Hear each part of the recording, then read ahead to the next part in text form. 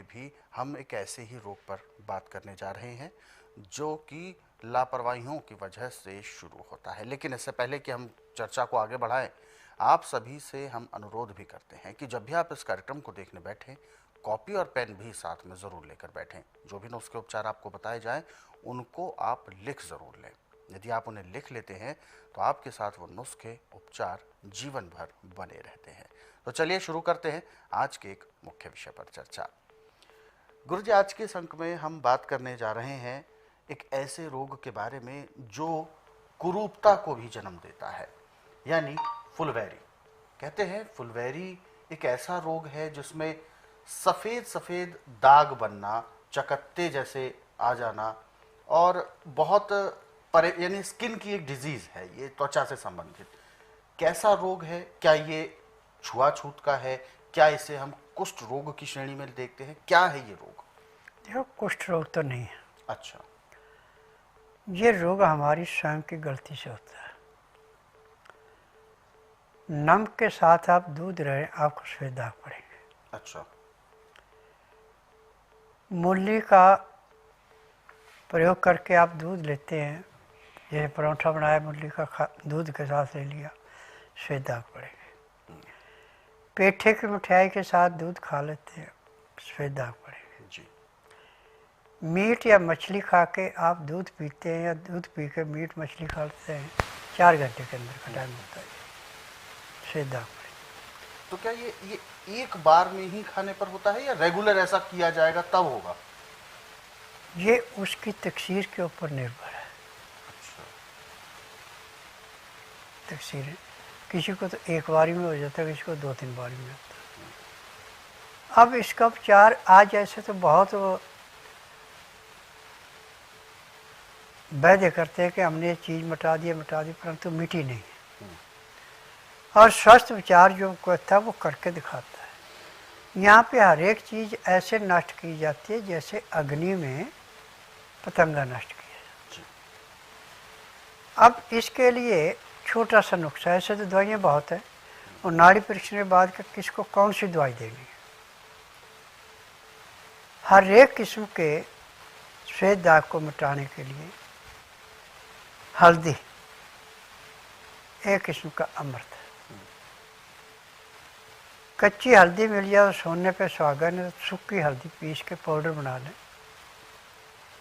1 चम्मच पाउडर सुबह, 1 शाम को गाय के दूध या बकरी के दूध के साथ लेते हैं, सफ़ेद दाग उसके लेने से मिटना शुरू हो जाते हैं।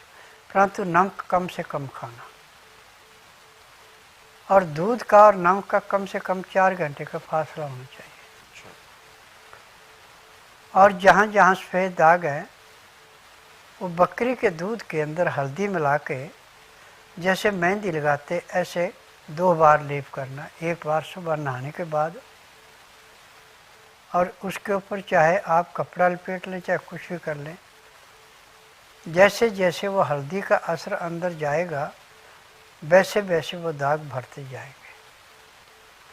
जब आप दूध में हल्दी पी रहे हैं तो हफ्ते में जो आपके बढ़ना शुरू हुए थे दाग वो रुक जाते हैं, फिर आस्ता आस्ता दाग मिट जाते हैं। किसी के 6 महीने लगते हैं, किसी का साल, किसी का 2 साल, परंतु दाग रहता नहीं। और बकरी का दूध यदि आपके नज़दीक बकरी है तो उससे भी ले सकते हैं। बकरी आप खुद घर में ही पाल सकते हैं, इसको ज़्यादा ज़मीन जगह घेरने की ज़रूरत नहीं है। इसको सारी 4 फुट जगह चाहिए, और इसको ज़रूरी नहीं है कि आप जंगल में सारा दिन चराएं, थोड़ी देर चराएं, और जो भी आपके पास दाल है, सब्जी है, जो भी आप खाते पीते वो भी इसको दें तो उसमें गुजारा कर लेती है। और 4 महीने के बाद ये दोबारा गब्बन हो जाती है और 6 महीने में बच्चा भी दे देती है। और बच्चा देने के बाद 5-6 महीने तक दूध देती रहती है। जैसे बच्चा 3 महीने का हो जाए तो इसको फिर आप गब्बन करा सकते हैं। और बकरी के अंदर की विशेषता है कि इसका पेशाब है ये भी दवाइयों में काम आता है। अच्छा। जिनके समय से पहले दांत निकल गए, लहसुन पीस के बकरी के पेशाब के साथ उसको लेना शुरू कर लें तो 40 दिन का परहेज है, 40 दिन तक अन्न नहीं खाना। बकरी के पेशाब में आपने लहसुन पीस के पीना है और बकरी का दूध पीना है, तो नए सिरे से दांत आ जाते हैं। तो गुरुजी किस किस तरीके की, जैसे कि आपने कहा कि फुलवैरी जो दाग धब्बे वाली जो रोग है, दूध के साथ नमक का प्रयोग नहीं होना चाहिए ना। परंतु बहुत सारे घर में या बहुत सारे लोग दूध के साथ पराठा या दूध के साथ मट्ठी या दूध इवन चाय में भी डलता है और चाय में भी कुछ लोग हल्का नमक का प्रयोग करते हैं, तो क्या वो भी खतरनाक होता है? खतरनाक तो सभी होते हैं। अच्छा। मैंने कहा कि किसी की चमड़ी इतनी नाजुक होती है कि एक बार लेने से उसको असर हो जाता है। अच्छा। और किसी की 6 महीने साल के बाद असर होना शुरू होता है। परंतु नुकसान होगा ही। नुकसान होगा। मछली और मीट के साथ जब लेते हैं तो 6 महीने के अंदर असर हो जाता है। मछली और मीट के साथ? हाँ। पेठे की मिठाई के साथ दूध लेते हैं तो उसमें साल लग जाता है, परंतु मूली के परांठे के साथ दूध लेते हैं तो उसमें 3 महीने लगते हैं।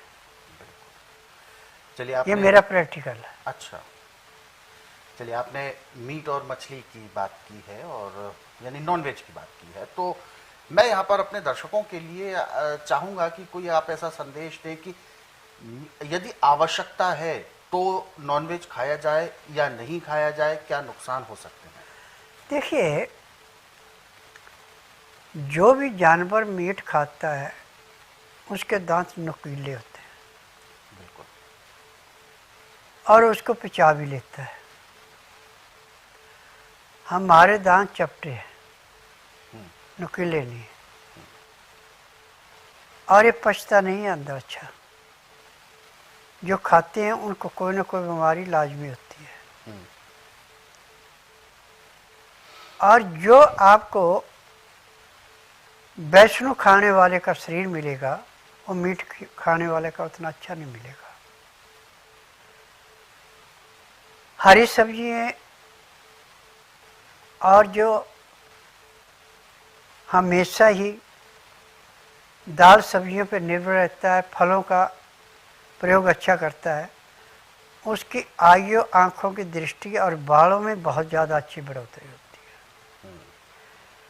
परंतु जो मीट खाने वाले हैं, शराब पीने वाले हैं, गांजा सुल्फा नशा करने वाले हैं, इनकी उम्र का कोई जायजा नहीं है। कोई 30 साल में जा रहा है, कोई 40 में जा रहा है, कोई 50 में जा रहा है। परंतु जो शाकाहारी है, मांसाहारी नहीं है, इसकी उम्र 80 साल से लेके इसको 20 साल के बीच की है, और बीच में यदि वो परहेज करता तो 150 से 200 साल तक भी जी सकता।